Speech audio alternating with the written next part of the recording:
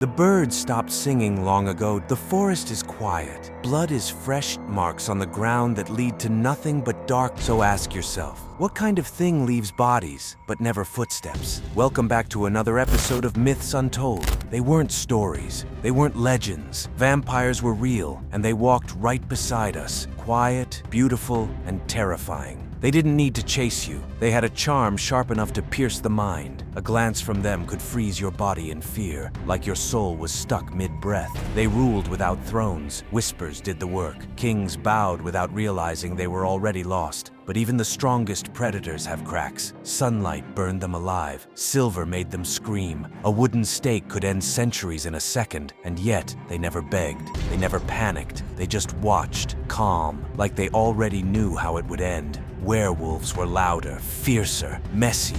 When the full moon hit, there was no hiding. Bones snapped, voices vanished, and in their place rose something primal. Not human, not animal, just rage and instinct in a body built for destruction. But these beasts weren't alone. They had packs, bound tighter than blood. They ran like ghosts through forests, unstoppable, united. Still, for all their power, they were prisoners too. No matter how close they were, no matter how brave, they were cursed. The beast didn't ask permission, it took over, and when it did, sometimes even the werewolf didn't survive what they became. The war didn't start with swords or blood, it began with love. A vampire lord named Drackle, cold and ancient, fell in love with a werewolf maiden named Lyra. She was wild, untamed, and beautiful like the moonlight over a frozen lake. He promised her freedom from the curse of the full moon, offering immortality without the pain of transformation. The war that followed wasn't just about revenge, it was personal. It was savage. It was endless. Vampire generals, cold, cruel, brilliant, led legions of undead across lands soaked in blood and moonlight. They planned every move like a game of chess, sacrificing thousands just to take a single step forward. But the werewolves didn't care for plans. They fought like storms, wild and unstoppable, ripping through vampire lines with nothing but rage and memory pushing them forward. To them, this wasn't war, it was justice. And in that chaos, so many stories were born and ended. In a mountain fortress hidden by storm clouds, 12 werewolves ambushed Drackle himself, far in the forest of Transylvania. A werewolf alpha named Fenris led an attack on a hidden coven.